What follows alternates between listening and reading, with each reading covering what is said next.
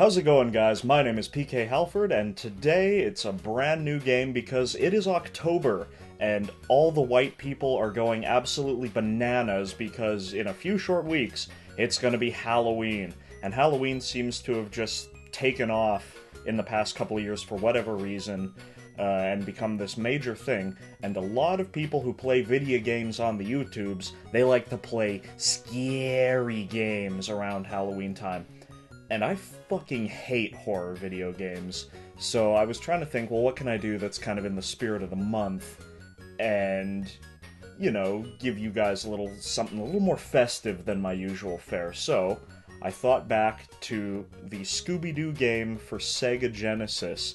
I rented this game quite a few times as a kid, and just played the shit out of it. And it's one of those games that's got like a real crappy password system.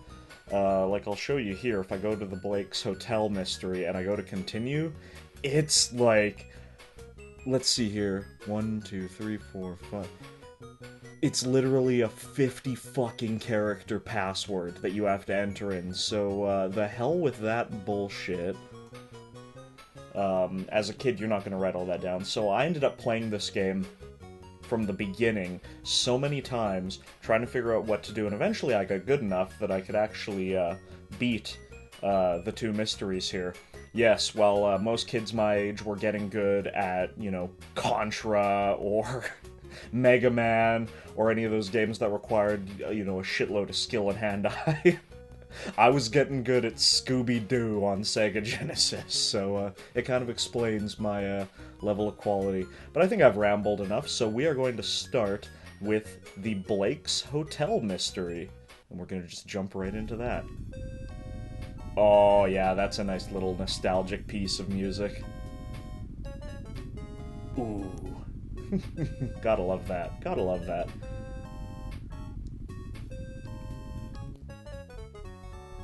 Alright. Oh my god!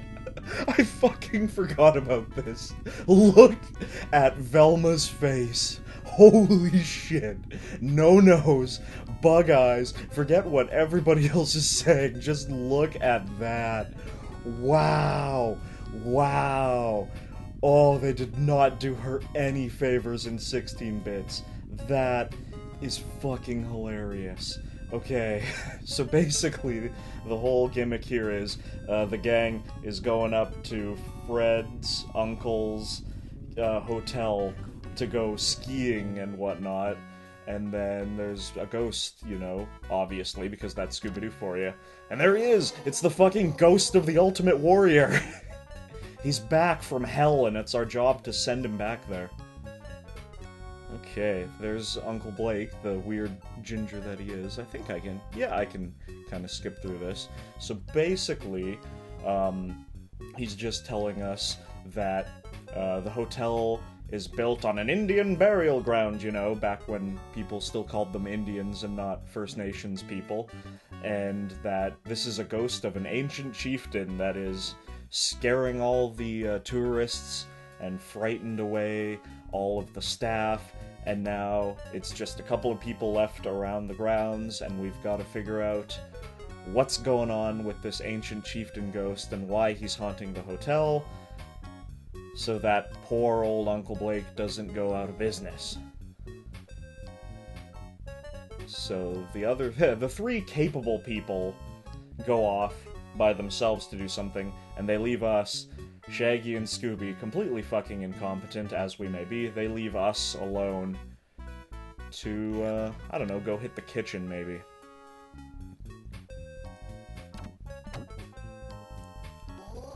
There's fucking Ultimate Warrior. He's fucking firing up.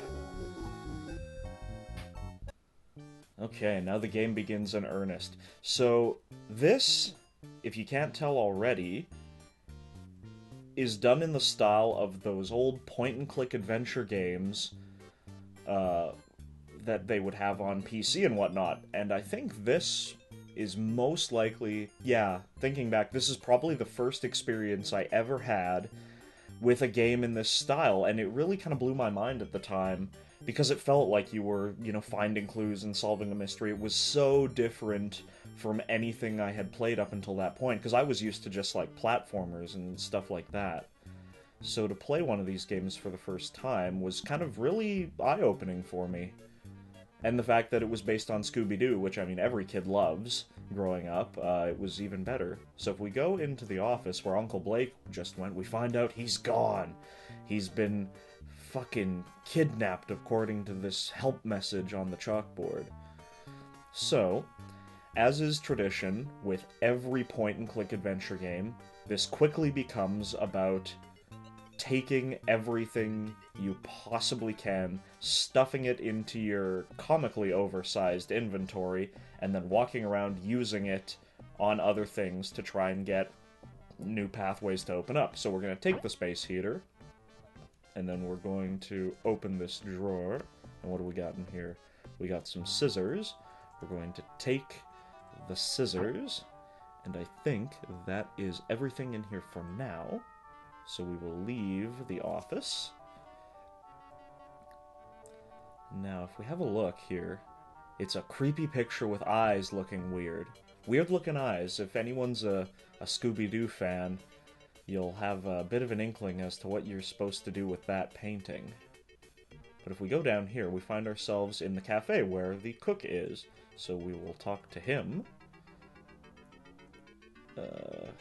So here's the thing, you kind of have to select your pointer and then move down onto one of these options and then pick it and then move again to pick the person you want to talk to or the thing you want to look at. So we're going to ask him where the food is, and he's going to tell us we look too well fed and he's not going to cook us anything.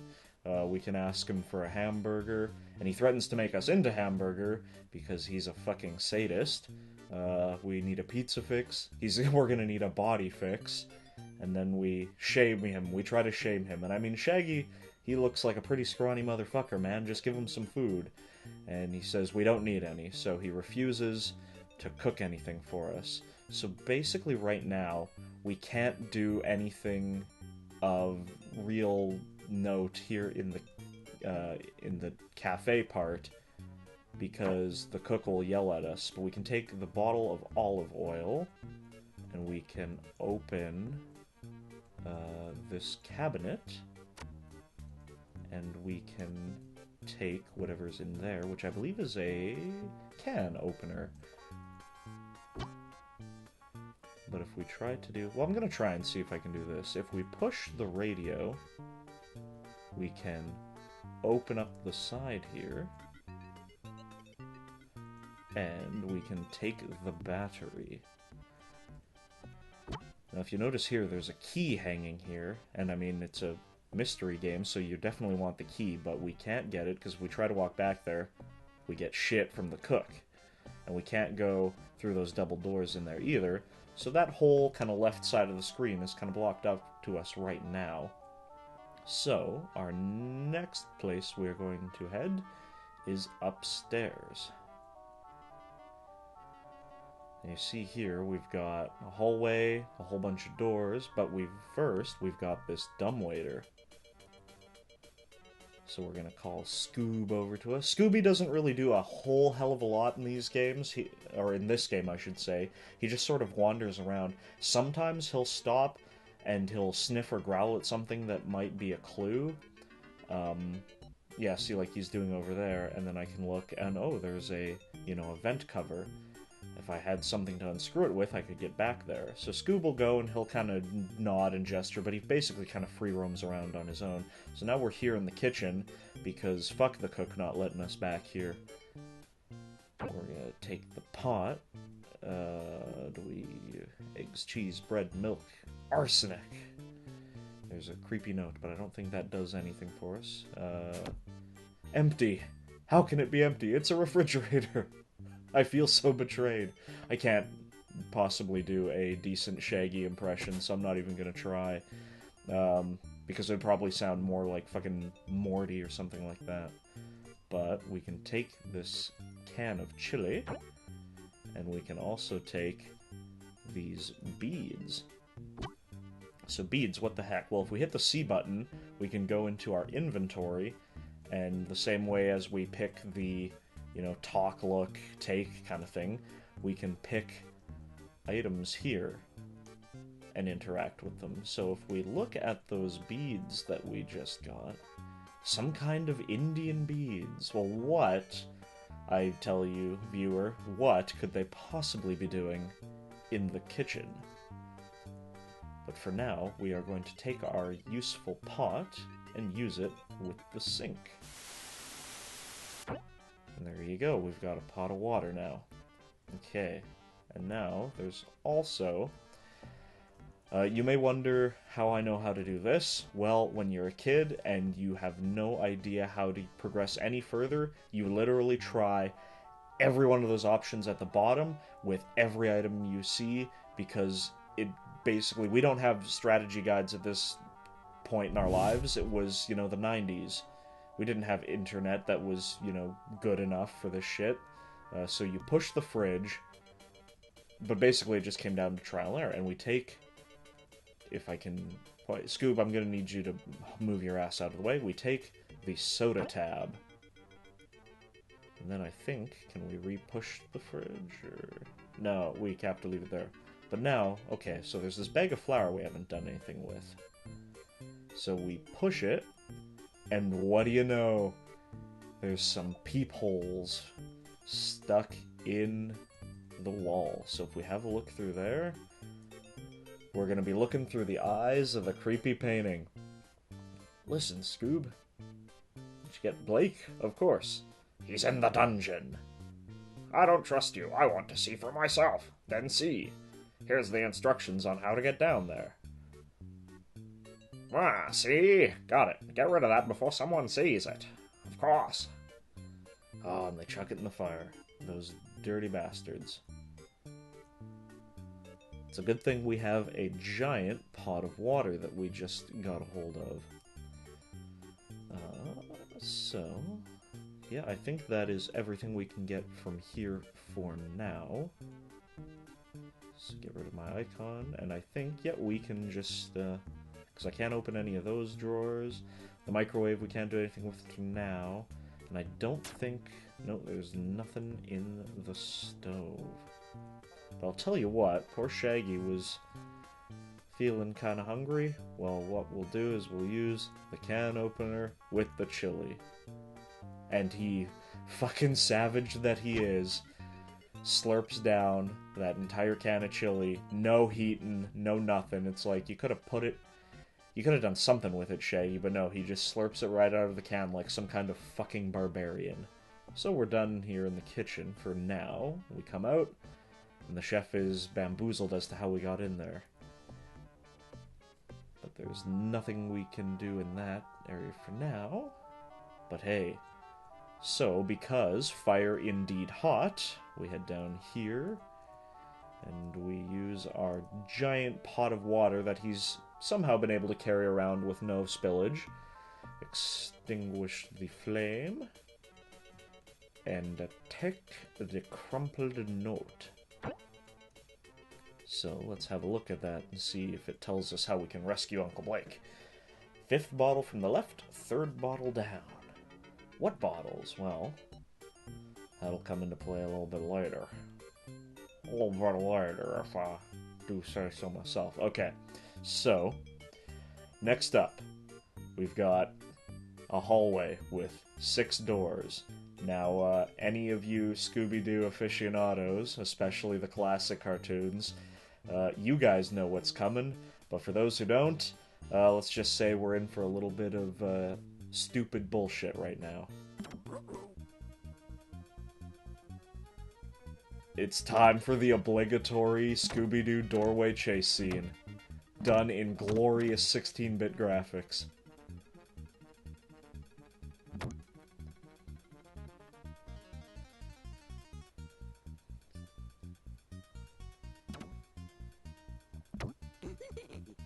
Finally lost him. So, now we go into this door. And this proceeds to continue for much longer than it usually does in the cartoon. Because We need to check every door. If you listen carefully, you can hear, like, an incredibly, fucking compressed, soundbite of either Scooby or Shaggy yelling every time you open one of these. Oh, uh-oh, he's right behind you, boys! That's what happens when you're stoned. You just, you know, you miss things that are right in front of you. Okay, 2 more of these to go.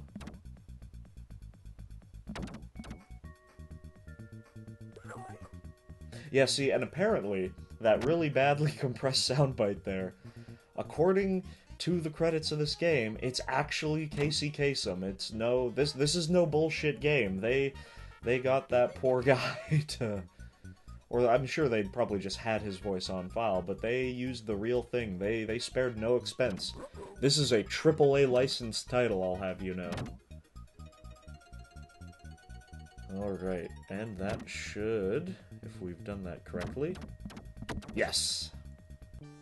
We've gone through every door, and now this one at the end is open, so we go in, and it is the gardener's room, who, if I might say, has been conspicuously absent this entire time.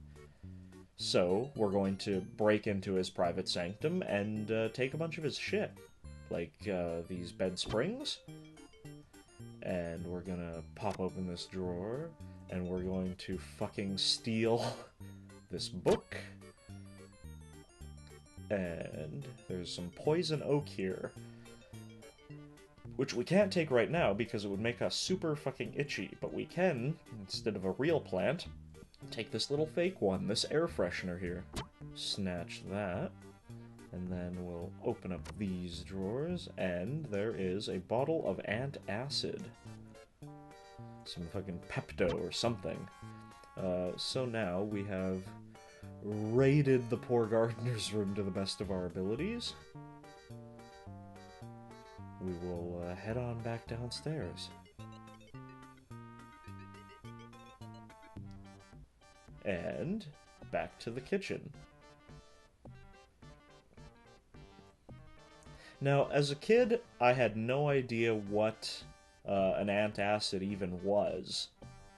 But if you use it anywhere in the game, and you can use it as many times as you want, but if you use it, it does this. Oh, do I have to not... I have to eat it, that's right. I have to eat the antacid. And it does that to poor Shaggy, which I've taken Pepto and Tums a whole bunch of times, and it never had that kind of effect, but it makes the cook go, holy shit, your stomach's all grumbly, you really do need food, I'll go get you some. And while he's gone, we take advantage of his trust. We take this key, and then, can we open the cash register? A little too close to stealing for, well, fair enough, Shaggy, I guess. If you don't want to, then fine. So, that's everything out of here now that we've got that key. So, next up, outside. Now, you'll see here that, there is a giant-ass bear sleeping in that cave. He was not there before. So, we have to find some way to get him out from inside that cave. But first, we got some Christmas lights up here. We are going to use the bed springs, and apparently it makes you into fucking Michael Jordan. And then from there, you can snatch a Christmas light.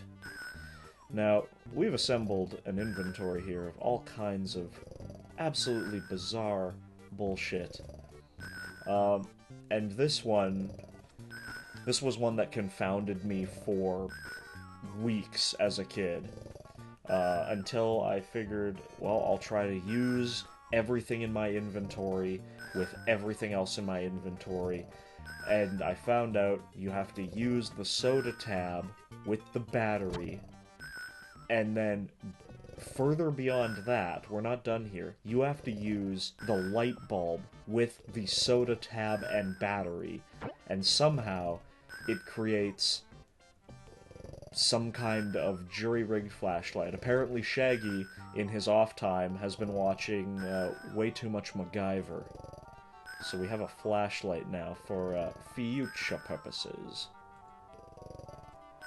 So we've got some snow-covered cellar doors there. And if we continue this way, a snowman. So we'll take his shovel. And we've got a locked... Now, as a kid, I always thought this lock really looks like it's open, but in fact it is locked. But, thankfully, we have the key. Because we are good adventure game players, and we know to steal everything that we can get our grubby little hands on. So, inside the shed, we will find many things to add to our growing infinite inventory. A crowbar. Some work gloves. Oh, I looked at them instead of taking them, of course. Take the work gloves, and then we also take the weed killer. And now, for anyone who says that this game has no action involved, I'm going to show you probably the most brutal, gory bit in this game. We are going to use the shovel with poor Mr. Snowman, and we are going to snuff him right here. I might need to censor this for YouTube. They've been getting pretty uppity about what kinds of content you can show, and they've never been too keen on violence, but here we go. So yeah, I might just have to put a cops filter on this and blur it out, but yeah, Mr. Snowman is no more. But inside of Mr. Snowman was a frozen bell, bizarrely enough. And then if you go to take the hat, because that is a stylish hat. We murdered him for his fashion. No, he'll leave it as a memorial. Poor dead Mr. Snowman. Well, we'll have to make sure his sacrifice is not in vain when we continue onwards to rescue missing Uncle Blake and figure out why the ghost of Ultimate Warrior is haunting this hotel. But we're going to call it here for now, so thank you guys for watching, and tune in on Thursday for the next part of this exciting Scooby-Doo mystery.